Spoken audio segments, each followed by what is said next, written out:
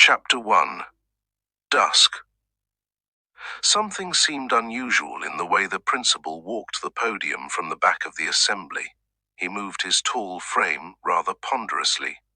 He was not as smart as he used to be. The trademark morning smile was not forthcoming. He took the microphone from Angel, the chapel prefect, and held it, saying nothing. This was in spite of the fact that the morning's pep talk was over and everyone was excited. All waited for the principal to speak, but the man looked blankly above the students' heads, instead of compellingly into their eyes, the way he used to. He made an attempt to talk, yet words did not come. His head dropped over his broad shoulders as he began to stare at the colorful tiles on the floor. There was a heavy silence. The principal again attempted to speak. Tears. Everyone saw them. Tears trickled out of his eyes. He made yet another attempt to produce words. This time, the microphone dropped on the floor, sending a vexatious clatter out of the twin sound boxes at the assembly. More tears streamed from both eyes, competitively rolling down his sunken cheeks. Dozens of perplexed eyes, students and staffs, fixed on him. There was nowhere to hide from the puzzled looks. Then, Mr. Beppo Adewale hid in the only available space. He brought his palms together like a supplicant and shielded his face. The first person who found a voice was the vice principal, Mrs. Grace Ape. "What is the matter, principal?" she asked, moving to his side. 4 other members of staff joined her, but the principal said nothing. Instead, he sobbed freely. The school nurse, Mrs. Titty, fetched a handkerchief and offered it to the weeper. "Please, conclude the assembly and let the students go into their classes immediately," the VP instructed the chemistry teacher, Mr. Justice Annabelle. Mrs. Ape, the nurse, and Mr. Oyalana, the CRK teacher, started walking the principal back to his office, his face still buried in his palms, sobbing even more agitatedly. "Sir, what is the matter?" Mrs. Titty, or Nurse Titty, as she was fondly called, asked as they helped Beppo to his chair in the office. "Is anything the matter?" she asked again. Beppo did not utter a word. The tears did not stop flowing either. At 8:05 a.m., more teachers arrived to console the sobbing principal, or possibly lend a helping hand. But the VP advised them to go to their classes, exempting the guidance counselor, Mrs. Beke Egbin. Consolations and questions resumed. For over 30 minutes, they petted Beppo. All the while, he sobbed. Occasionally, he would shake his head. He would look at the ceiling and at the faces before him, as though he had just returned from a dreamy wonderland. Then he would plunge further in tears. The VP's phone, meanwhile, had been ringing. Information had already reached some parents. They were anxious to know what had happened to the beloved principal. One parent learned he was weeping uncontrollably and rolling on the floor. Another parent heard that he kept muttering, "Oluwa jaba mi o, save me, O God." At this point, Mrs. Ape realized the best she could do was to call the managing director, Mrs. Ibidun Gloss, popularly called MD, who, but for a function she had to attend that morning, ought to have been in school. But the morning assembly had not begun on a tearful note. Since the management of Stardom schools came up with a shrewd incentive of lowering its boarding fees, the headache it used to have, trying to tame lateness, had reduced greatly. From 250,000 naira per session, the fee climbed down to 165,000 naira. The result was instant. More than 80% of the parents moved their children to the boarding house, which was a haven of modest comfort enjoyed by elite students. Almost all the students began to turn up at 7:45 a.m. for the assembly. That was far from the case before the policy change. Many of the learners came from different parts of Lagos, where the fear of heavy traffic was the beginning of wisdom. Interestingly, not many parents complained when the school, almost immediately, raised the fee for excursion and other items by 93,000 naira.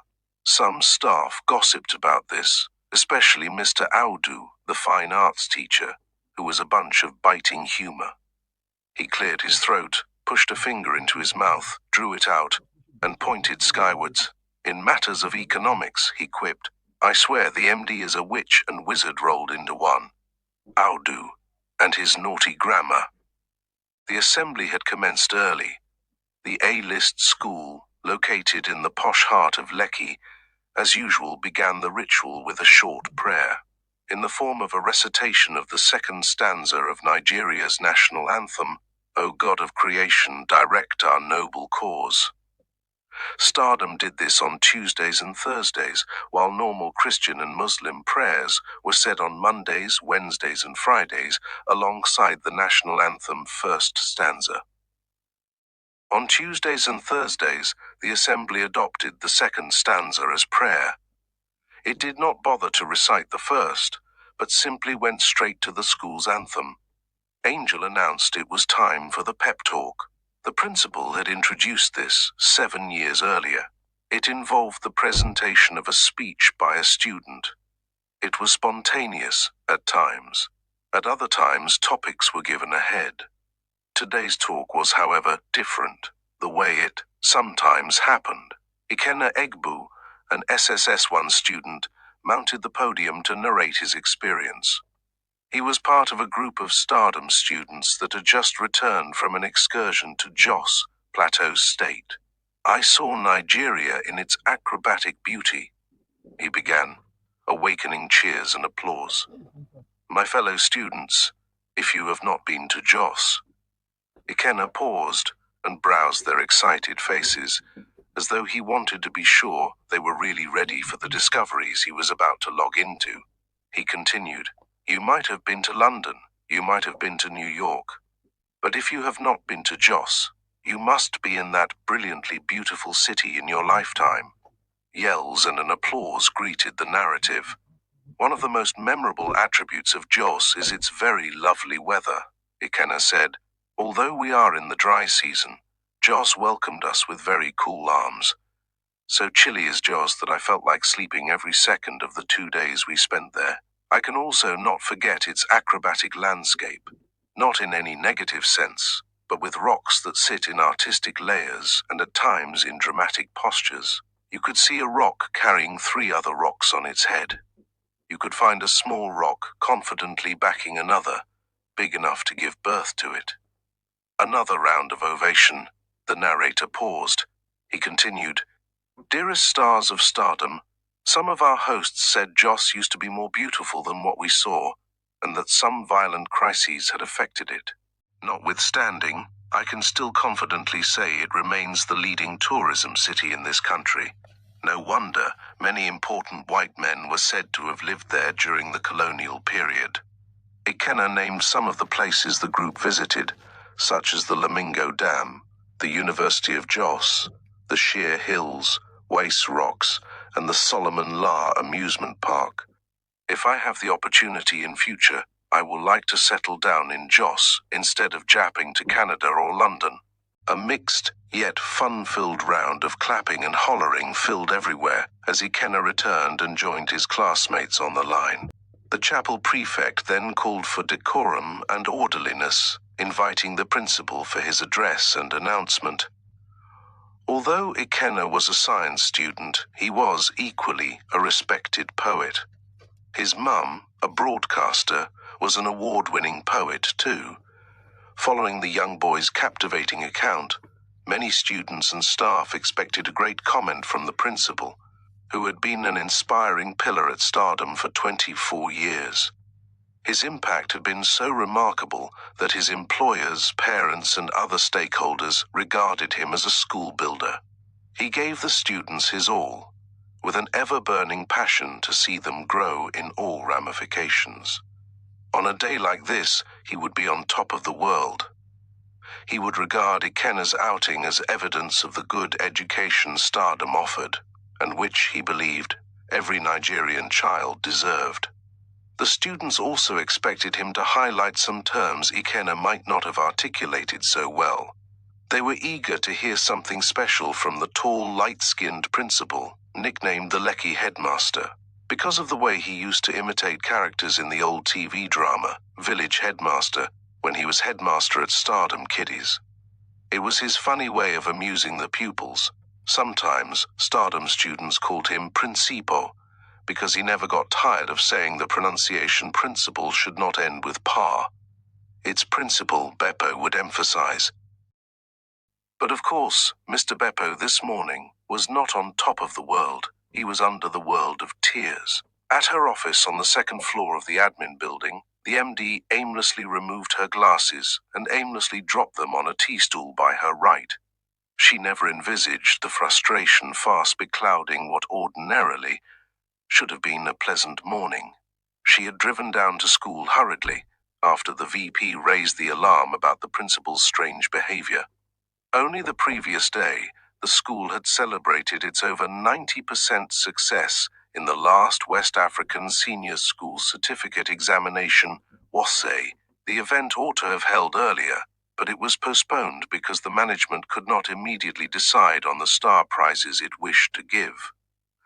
The school surprised all members of staff with snacks, bottles of wine, and 20,000 naira each for all SSS 3 teachers.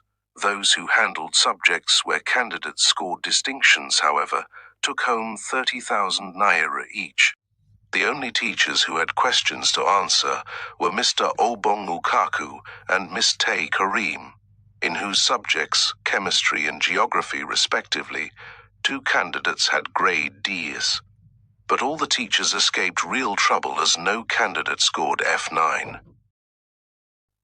At Stardom, consider yourself sacked if any of the students you presented for WASI or NICO recorded F9.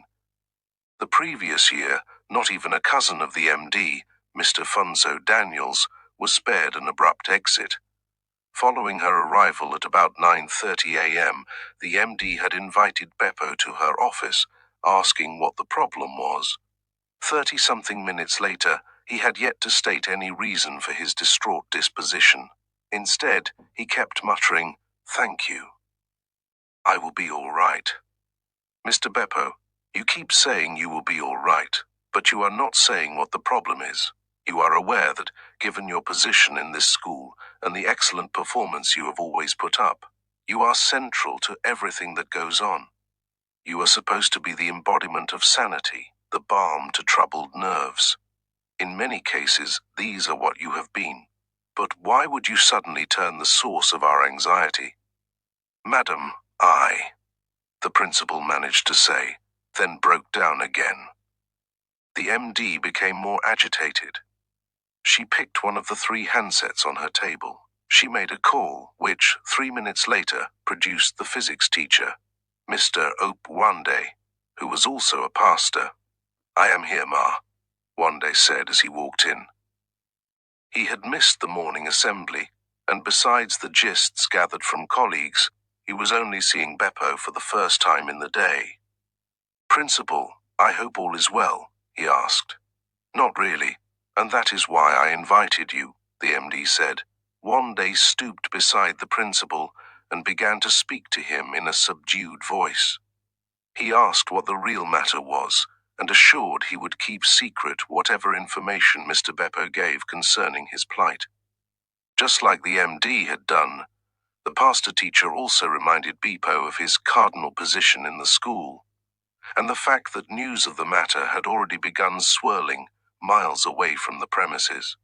Wande spoke to the upset principal for close to 10 minutes. Realizing he might have been talking to a brick wall, he turned back to the MD and said, "Ma, have we called Mr. Beppo's wife? I think we need to. And urgently too." Mrs. Ibidun Gloss did not object to the advice. She asked the principal for his wife's phone number. "This," Mr. Beppo wrote on the back of a card fetched from the breast pocket of his grey suit. The MD studied the card, hesitatingly before dialing. It was an international number. "Principal's wife now lives in London, Ma," Wande affirmed. "I should know. I wonder if he is not missing her badly," the MD said. The comment was supposed to be a joke, yet it elicited no laughter. None of the 2 lines the MD dialed rang. "Pastor, please, accompany the principal to his office. I think he has to go home, really," she said. "I understand," Pastor Wande said, "but I think there is a little problem with that. It might not be a very good idea if he is left to go alone in this circumstance." The MD understood the sentiment in the teacher's fear, but she felt pressed to move the drama away from the school as soon as possible. What would the parents think if they learnt the principal was weeping like a child? The school, an impatient spirit told her, was not a rehabilitation center, but a place for learning and earning money.